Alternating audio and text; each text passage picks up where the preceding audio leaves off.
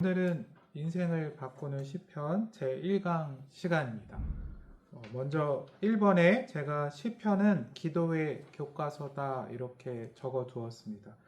이것은 제가 한 말은 아니고요.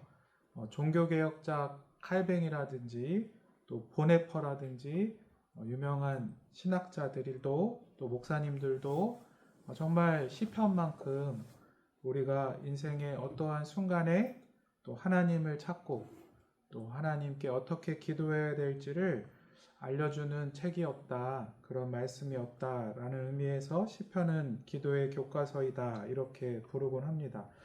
특별히 오늘은 우리가 인생을 살다 보면은 늘 좋은 일만 있나요?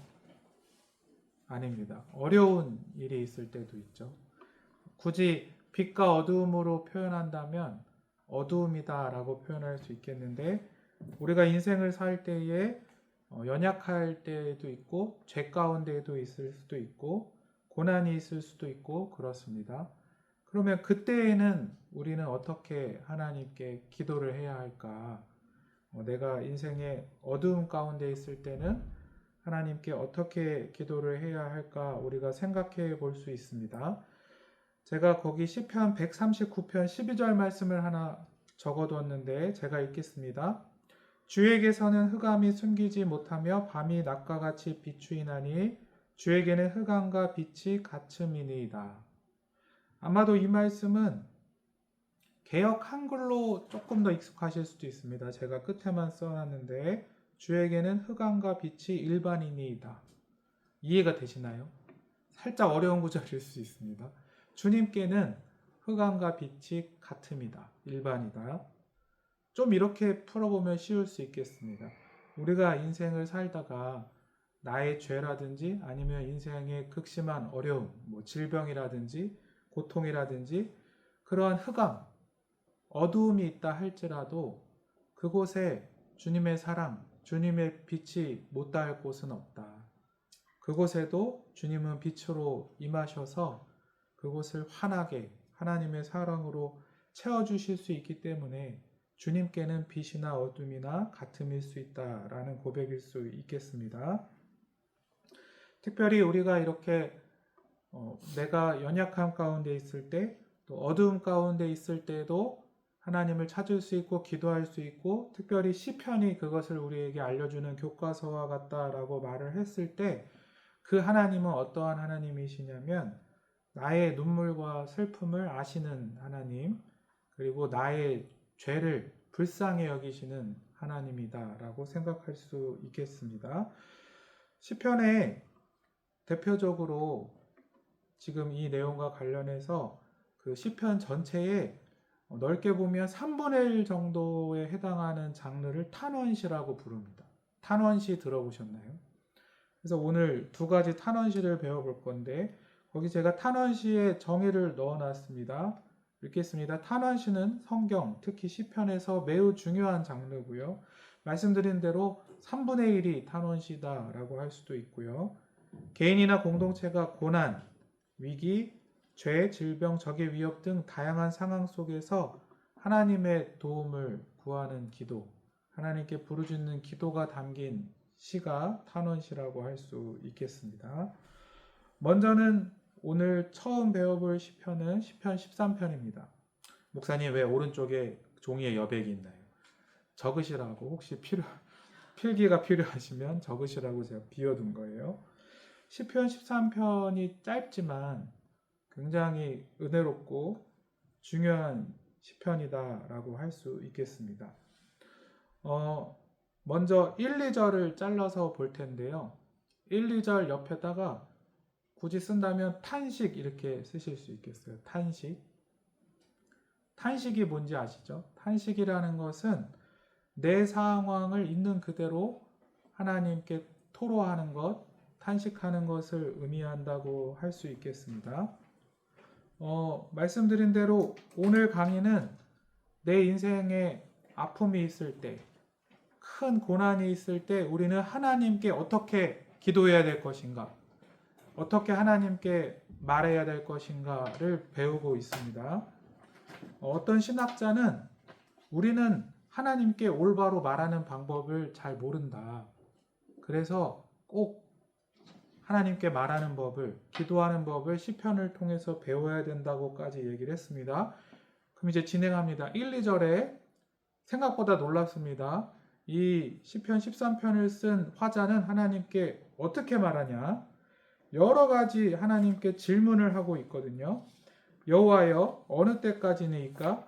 나를 영원히 잊으시나이까? 주의 얼굴을 나에게서 어느 때까지 숨기시겠나이까? 나의 영혼이 번민하고 종일토록 마음에 근심하기를 어느 때까지 하오며 내 원수가 나를 치며 자랑하기를 어느 때까지 하리이까? 즉, 이 시적 화자는 사실 여러 가지 질문을 통하여 탄식을 하는데 특이한 점은 모든 것을 하나님 탓을 하고 있다는 거예요. 지금 여기 자기 탓이 있나요? 네. 하나님께서 부재하셨고 하나님께서 나를 돕지 않으셨고 나는 오랜 기간 인내하고 있다. 이렇게 하나님께서 나를 도와주시지 않은 것에 대해서 있는 그대로 어떻게 보면은 불평이라고 표현할 수 있을 정도로 자기의 상황을 그대로 하나님께 올려드리는 것이 하나의 기도가 되고 있습니다. 이런 기도 해보셨나요? 물론 이거는 깊은 신앙을 필요로 하는데 이것은 단순히 마음이 삐뚤어가지고 하나님을 원망한다는 뜻이 아니고요.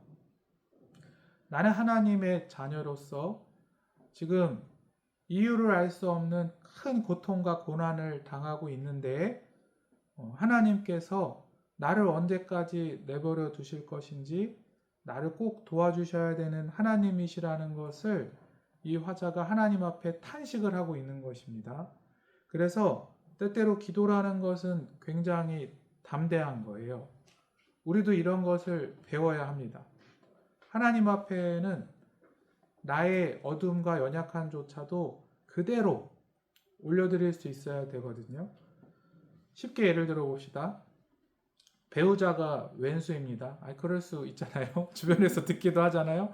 하나님, 우리 남편이 얼마나 속썩이는지 몰라요. 제가 교회 한번 나가자고 해도 도대체 몇십 년을 말을 안 듣는지 몰라요. 그러면 이 탄식 같은 경우에 어떻게 하는 게 하나님 앞에 정직하게 있는 그대로 할 걸까요? 하나님, 제가 언제까지 우리 남편을 기다려야 합니까? 주 예수를 믿으라, 그리하면 너의 가족이 구원을 얻는다고 약속하여 주시지 않습니까? 제 마음이 얼마나 타들어가시는지 주님 다 아시지 않습니까? 이게 기도라는 거예요. 하나님 다 들으십니다. 1, 2절의 탄식은 그런 것이었고요. 근데 이제 3, 4절에는 옆에 3, 4절을 묶어서 탄원이라고 써볼 수 있겠습니다. 탄원. 탄식은 말 그대로 내 어두운 상황을 그대로 하나님께 올려드리는 거고, 탄원은 뭘까요? 쉽게 생각이 되시죠? 탄원은 말 그대로 하나님께 도움을 요청하는 거예요. 그러면 이 시편 13편의 화자가 하나님께 어떻게 도움을 요청하는지 보겠습니다. 이게 기도예요. 여호와 내 하나님이여, 나를 생각하사 응답하시고 나의 눈을 밝히소서. 두렵건대 내가 사망의 잠을 잘까 하오며 두렵건대 나의 원수가 이르기를 내가 그를 이겼다 할까 하오며 내가 흔들릴 때에 나의 대적들이 기뻐할까 하나이다. 먼저 우리가 하나님 도와주세요, 이거 한 거랑 똑같은 거예요. 하나님, 나를 생각해 주시고 응답해 주셔서 나의 눈을 밝히소서. 이것은 나의 어려움을 다 아시는 주님께서 속히 나를 구원하시고 나를 도우소서라고 말한 것입니다. 이때 중요한 것은 하나님께 도움을 구하는 말투가 굉장히 담대하다는 거예요. 선포하는 거라는 거예요. 네. 하나님 혹시 도우실 수 있거든 도와주실 수 있으려나요? 이런 말투가 별로 아닙니다. 왜냐하면 이 시편의 화자가 하나님께 도움을 요청할 때는 한번 따라야겠습니다. 나 때문이 아니라 하나님의 어떠함 때문에 요청하는 것이다. 말이 너무 어려웠나요? 쉽게 얘기하면 조건이 내게 달린 게 아니라 하나님이 신실하기 때문에, 하나님이 사랑이 많기 때문에, 하나님이 나를 버리시지 않기 때문에 하나님께 도움을 요청하는 거예요. 신실하신 하나님의 그 인격에 기대는 거예요. 그렇기 때문에 하나님에게 담대히 나를 건지소서, 이렇게 담대히 기도할 수 있는, 여러분도 기도하세요. 말 안 듣는 자녀가 있거든. 하나님 꼭 내 자녀를 변화시키소서. 내 자녀가 하나님도 잘 믿고 그 영혼이 세상 것에 끌려가는 것이 아니라 하나님 사랑하는 자녀가 되기 원합니다. 이렇게 담대히 기도할 수 있다는 거죠. 아멘. 하여튼 그런 기도인 거고요.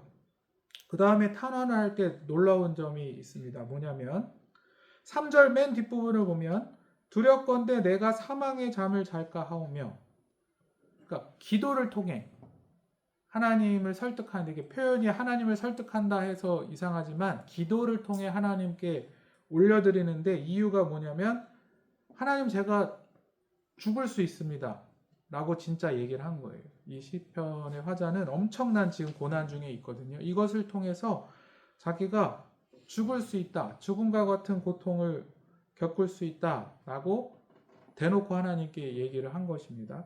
근데 이 역시 이 시편을 잘 연구해 보면 하나님의 이름이라고도 표현하죠. 하나님의 영광, 하나님의 명예, 하나님의 평판에 기댄 거예요. 좀 어렵나요? 하나님의 자녀가 그 어려움 가운데 하나님이 건져주시지 않아서 그냥 멸망하거나 죽게 되면 누구의 영광이 가리워질까요? 누구 평판이 떨어질까요? 내 평판이 떨어지니까 이 집 말투는 하나님 제가 죽을 거예요. 도와주세요. 이게 단순히 하나님 저 죽을 것 같아요. 도와주셔요. 이 뜻이 아니라 내가 죽게 되면 그 평판의 손해는 하나님이 당하는 것입니다. 하나님 도와주셔야 합니다. 이렇게 얘기했다는 거예요. 4절도 마찬가지입니다.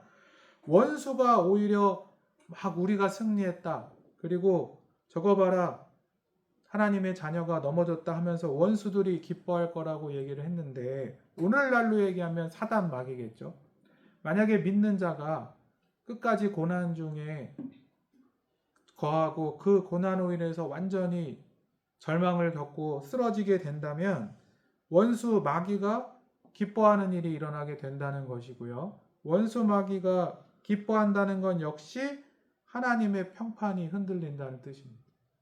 마귀가 기뻐하는 일은 하나님의 영광을 가리는 것이고 하나님의 평판이 흔들리는 일이기 때문에 하나님 나를 도우셔야 한다라고 시적 화자가 하나님께 탄원을 하고 있는 것입니다.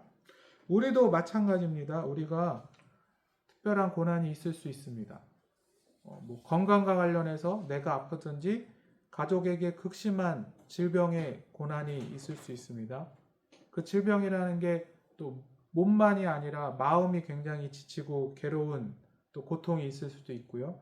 그때 하나님께 우리가 탄원을 한다면 하나님 이렇게 우리 가족이 건강을 회복하지 못한다고 하면 마귀가 기뻐할 일입니다.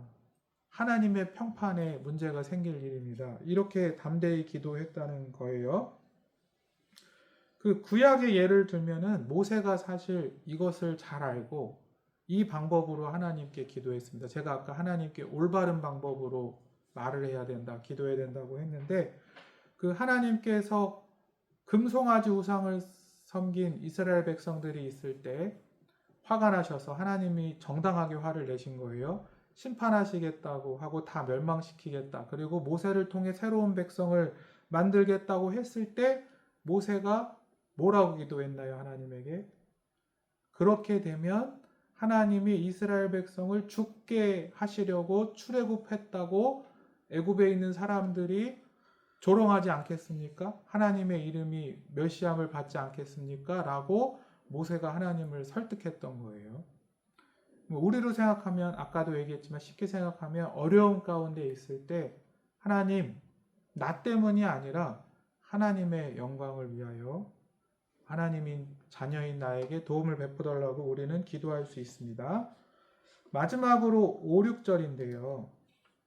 5, 6절 옆에 찬양이라고 쓰겠습니다. 찬양. 사실 이게 굉장히 신비한 건데 1, 2, 3, 4절의 탄식, 탄원을 거쳐서 찬양으로 5, 6절에 이동을 했습니다. 근데 이거는 시편 한 편이기 때문에 우리는 딱 6절로 된 시에서 이거를 읽지만 이 시에 대한 주석들을 찾아보면 뭐라고 얘기하냐면 4절과 5절 사이에는 굉장히 긴 기다림이 있다는 거예요. 굉장히 긴 이 기도를 하는 사람의 인내와 기다림이 있을 수 있습니다. 저는 이 시편을 읽었을 때 떠오른 인물 중에 하나가 요셉이었는데, 요셉이 하나님께 꿈을 받았죠. 비전을. 나중에 진짜 요셉을 통해서 수많은 세상의 사람들이 기근 가운데 구원을 얻고 생명을 얻긴 했는데, 어쨌든 요셉을 하나님이 크게 쓰겠다, 해와 달과 열한 별이 절을 할 것이다 라는 꿈을 꿨는데 요셉은 노예로 팔려갔습니다. 정말 헤아릴 수 없는 큰 고난을 겪었죠. 그리고 모함을 받아서 감옥에까지 갔습니다. 그 감옥은 그 왕의 죄수들을 가두는 감옥으로서 언제 나올지 절대로 알 수 없는, 한번 가둬지게 되면 언제 나오게 되거나 석방이 될지 기약이 없는 절망적인 감옥 중에 하나예요. 근데 요셉이 중간에 술 맡은 간원, 떡 맡은 간원에 대해서 꿈을 해석을 해주면서 한번 소망을 품었던 것 같아요. 근데 아마 그 소망에 요셉의 인간적인 욕심이나 기대가 좀 섞여 있었는지 하나님께서 그 요셉을 더 금과 같이, 정금과 같이 하시려고 그때도 안 꺼내주셨습니다. 그래서 요셉이 더 큰 절망 가운데 갔을 것 같은데 그게 1, 2, 3, 4절의 상황이고요. 그렇지 않나요? 요셉이 하나님 제가 언제까지 이 고난을 겪고, 요셉이 잘못한 건 사실 없잖아요.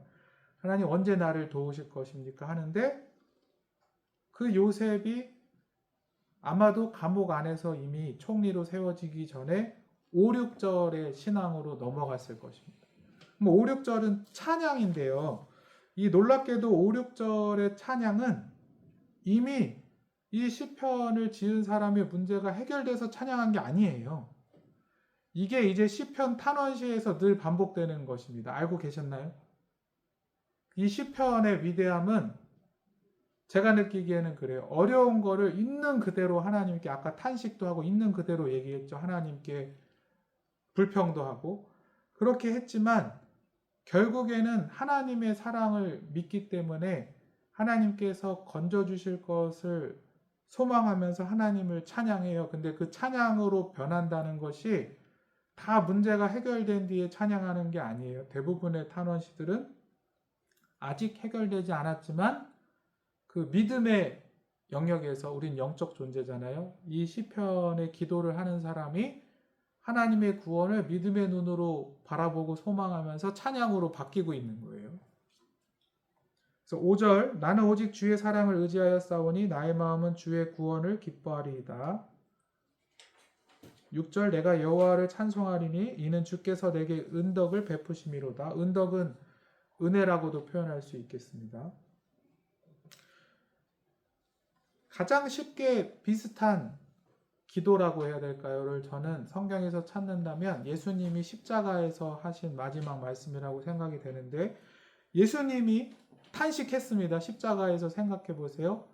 엘리 엘리 라마 사박다니, 하나님이야 하나님이 어찌 나를 버리시나이까 라고 이 하나님, 예수님의 상황 있는 그대로를 하나님께 올려드렸어요. 하나님조차도 인간의 죄를 대신하여 십자가의 저주 가운데 달리신 예수님을 버리시고 외면하는 것 같은 상황을 올려드린 다음에 예수님이 뭐라고 하셨나요? 왜 버리시나이까 하고 끝났나요? 아버지여 내 영혼을 아버지 손에 부탁하나이다. 변화가 일어난 거예요. 하나님 왜 저를 버리세요? 까지라고 기도를 해놓고 그래도 내 모든 영혼을 하나님 손에 부탁합니다라고 기도했다는 거예요, 예수님이. 그러니까 1, 2, 3, 4절과 5, 6절은 정말 이게 영적인 신비인데 이어집니다. 그럼 어떻게 이어지냐? 제 생각에는 첫째로는 오늘 시편에서도 배울 수 있지만 따라하겠습니다. 정직하게 하나님께 탄식하고 탄원하는 사람. 네.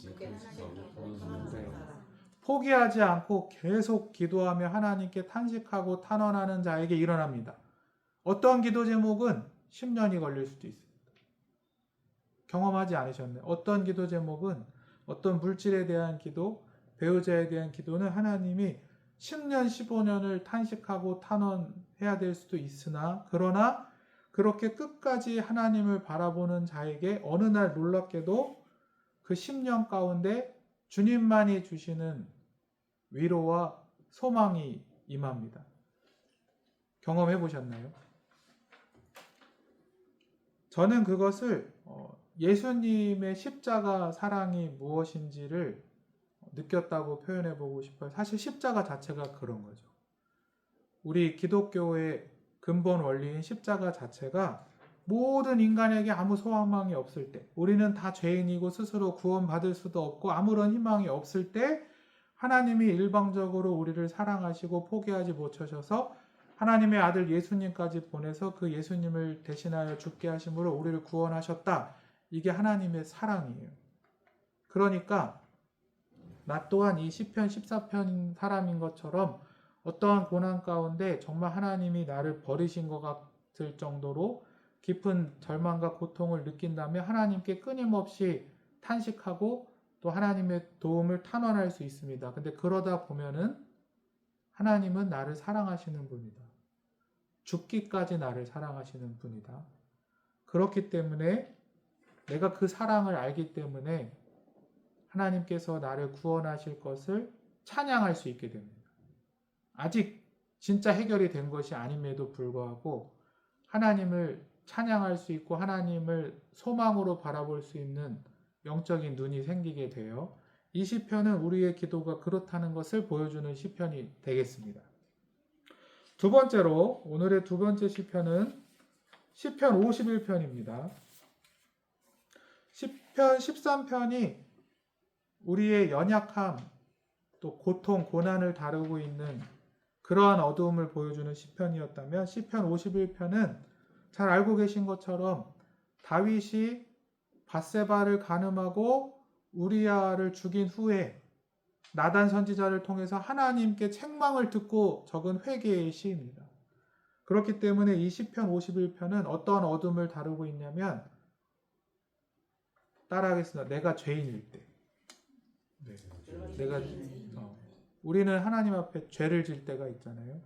내가 죄인이었을 때에 그러면 어떻게 하나님께 기도할 것인가를 보여주는 시편이라고 할 수 있겠습니다. 먼저 주목해서 보아야 할 구절은 3절, 4절, 5절입니다. 3절, 4절, 5절.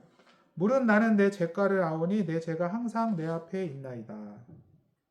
내가 주께만 범죄하여 주의 목전에 악을 행하였사오니 주께서 말씀하실 때에 의로우시다 하고 주께서 심판하실 때에 순전하시다 하리이다.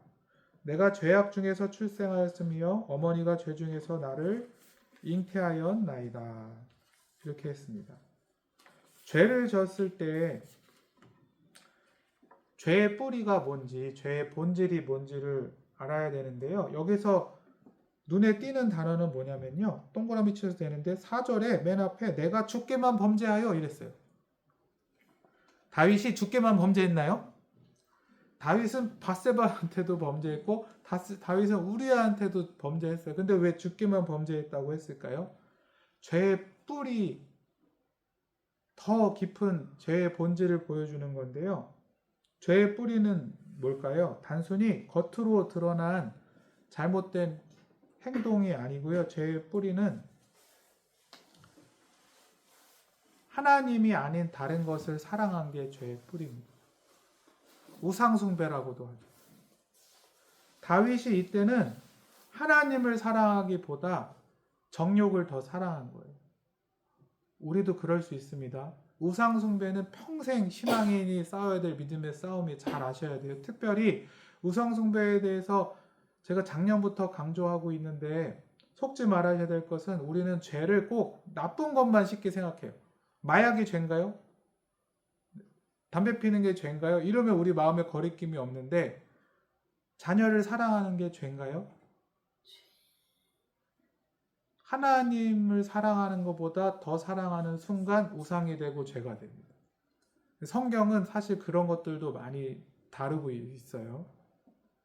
물론 다윗은 도덕적으로도 굉장히 큰 잘못을 했는데 그 죄의 뿌리를 보면 하나님보다 다른 것을 더 사랑할 때에 문제가 심각해지기 시작했습니다.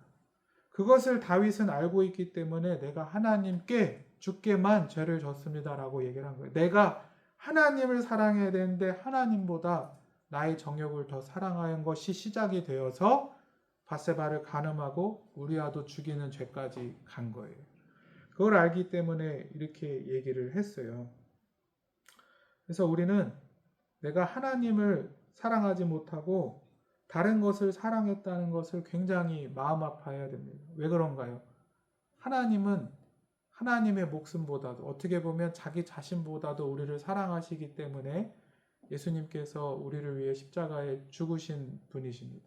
하나님은 사랑이시다 이렇게 표현도 하죠. 근데 우리는 그 하나님을 사랑하기보다는 다른 것들에게 마음을 뺏기거나 사랑할 때도 많이 있는 죄인이라는 것을 우리가 알아야 합니다. 그래서 이게 죄의 본질이라는 것을 안다면 회개가 뭘까요? 회개는 회개를 할 때 사단 마귀가 우리를 속이기도 하거든요. 회개를 잘못하면 그런 경우를 저는 많이 봅니다. 어떻게 하냐면 자책을 해요. 심하게. 또 어떨 땐 자기 혐오를 해요. 내가 그렇지 뭐. 나는 쓰레기야. 내가 어제도 하나님 앞에 이런 죄를 졌는데 오늘도 또 넘어졌네. 이게 되게 어떻게 보면은 윤리적인 것 같지만 제대로 된 회개는 아닙니다. 회개는 뭐냐면 아까 죄의 본질이 하나님보다 다른 거를 더 사랑한 거라면 회개는 뭐였겠어요? 따라하겠습니다. 사랑을 하나님께로 돌려놓는 거. 하나님, 내가 하나님보다 더 사랑한 것 모든 것 회개하고 내려놓고 하나님만 사랑하겠습니다. 이게 회개예요. 이렇게 전환하는 것이 회개로 가는 겁니다. 오늘 시편은 그거를 잘 보여주고 있어요. 잘 보여주는 구절이 뭘까요? 유명한 구절들이죠. 10절, 11절, 12절입니다. 다윗은 이것을 잘 알고 있었어요.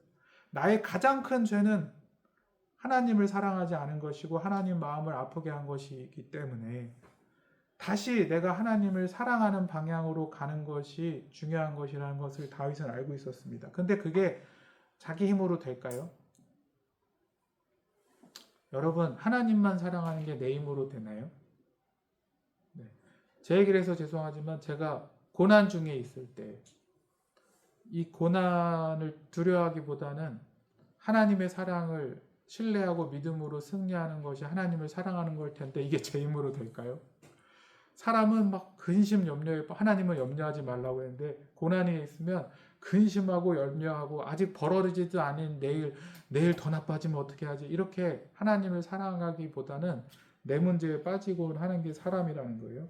그래서 다윗은 그것을 알기 때문에 뭐라고 했느냐 10절에 내 힘이 아니라 하나님이여 내 속에 정한 마음을 창조하시고 내 안에 정직한 영을 새롭게 하소서. 하나님의 성령이 나에게 정직한 마음을, 정직한 영을 회복해야 된다는 거예요. 나를 새롭게 하셔요.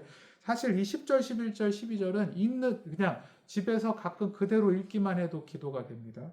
11절 나를 주 앞에서 쫓아내지 마시며 주의 성령을 내게서 거두지 마소서. 이 성령을 풀어서 얘기하면 거룩한 영이잖아요. 성령님께서 나에게 거룩한 마음을 회복해 주시고 하나님을 다시 사랑하는 마음을 회복해 달라고 기도한 거예요. 12절 주의 구원의 즐거움을 내게 회복시켜 주시고 자원하는 심령을 주사 나를 붙드소서. 나에게 자원하는 영, 스스로 기뻐하며 자원하여 다시 인생을 하나님의 뜻대로 하나님을 사랑하는 방향으로 살아갈 수 있는 그런 마음을 회복해달라고 다윗이 얘기한 겁니다. 그렇기 때문에 회개라는 것은 다시 하나님을 사랑하는 방향으로 가는 것이라고 했는데 그때 우리가 해야 될 기도는 하나님 나를 새롭게 해주세요. 성령님 내 죄로 인하여 그러니까 사실 정말 하나님을 사랑하는 사람은 죄를 지었더라도 이 잘못한 것을 잘못한 것 그리고 하나님께 벌 받을까 봐 무서워해 보셨죠? 근데 하나님께 벌 받을까 봐 무서워하는 것보다 사실 더 마음에 뭐가 고통이 되냐면 하나님과 멀어지는 게 두려운 거예요.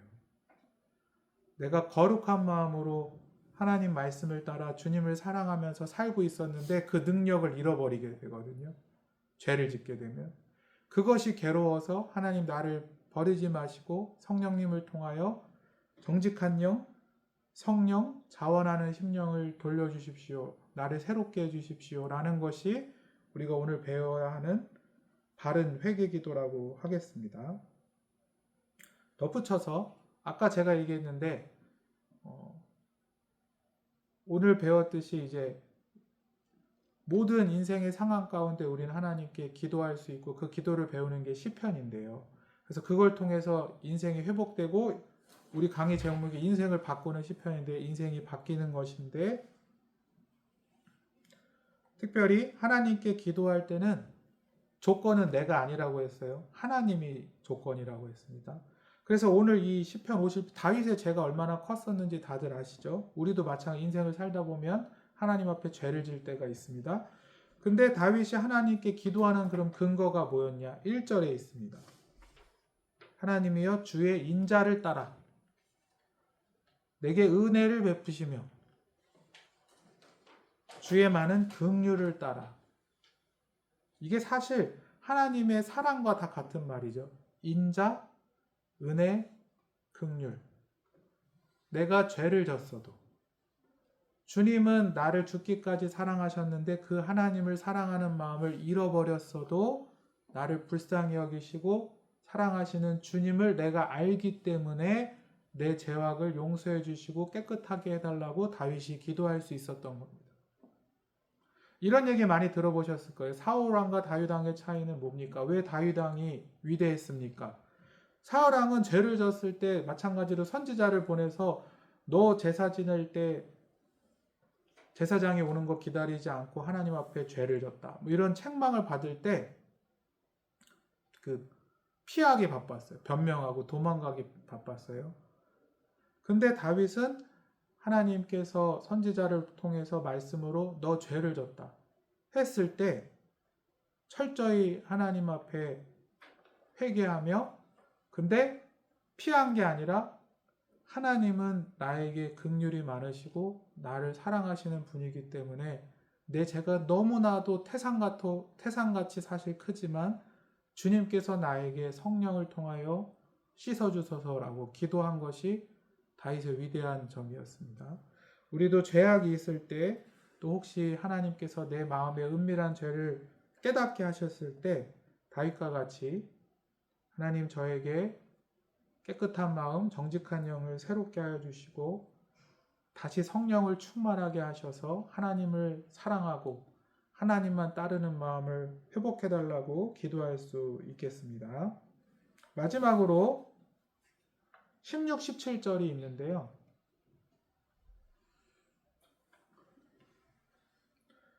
16, 17절에 이제 이미 앞부분과 달리 하나님께서 다윗을 회복하시고 용서해 주신다는 암시가 이미 들어 있습니다.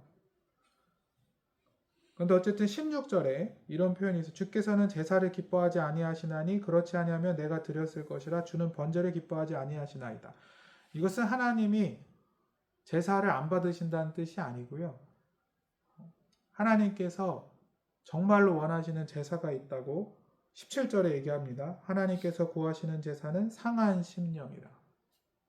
하나님이여 상하고 통회하는 마음을 주께서 멸시하지 아니하시리이다. 입니다. 오늘 배운 걸로 표현하면 이겁니다. 혹시 우리는 다 죄인입니다. 그리고 늘 하나님 말씀에 순종하지 못할 때가 많고 또 하나님보다 다른 것들을 더 사랑하면서 넘어질 때도 많이 있습니다. 그때 우리가 하나님께 상하고 통회하는 마음을 가지고 마음 아파하면서 그러니까 아까 말씀드렸죠. 하나님께 벌 받을 걸 두려워하는 건 약간 죄송하지만 교회 학교 신앙이고요. 죄 진 다음에 엄마한테 혼나기 싫어서 거짓말한 다음에 우리 초등학교 아이들이 하나님 제가 엄마한테 오늘 거짓말했어요. 용서해 주세요. 얼마나 이뻐요. 하나님 저 혼내지 말아주세요. 예수님의 이렇게. 근데 그건 어린아이 신앙이고 우리는 하나님, 제가 하나님 사랑하지 못해서 너무 죄송합니다. 이게 회개라는 거. 하나님 마음 아프게 해서 죄송하고 나에게 성령을 주셔서 회복해 주세요. 예를 들어 이런 겁니다. 다들 신앙이 성숙하시니까 누군가가 나에게 해코지를 했습니다. 미운가요? 안 미운가요? 밉죠. 근데 주님은 내가 그렇게 죄인인데도 나를 용서하셨는데 1만 달란트 탕감받은 종도 있잖아요. 그럼 내가 누군가를 정말 미워했다면 회개해야겠죠. 근데 그 회개가 뭔지를 오늘 시편 52편이 알려주는 거예요. 그 교회학교 아이와는 훨씬 깊은 하나님과 친밀한 관계요. 하나님과 은혜 가운데 동행했던 다윗이 어떻게 기도했냐. 내가 배울 기도는 하나님, 주님은 나를 그렇게 사랑하셨는데 나는 주님을 사랑하기보다 그냥 내가 그 사람이 미워 죽겠는 마음에 머물렀습니다. 내가 그냥 그 사람 미워하는 거를 더 사랑했습니다. 주님 용서해 주시고 내가 그 사람을 사랑할 수 있는 마음을 성령님을 통해서 주십시오. 정직한 영을 주십시오. 이게 우리가 해야 하는 기도이다 라는 것을 보여준 것이 오늘 시편 51편입니다. 네, 감사합니다.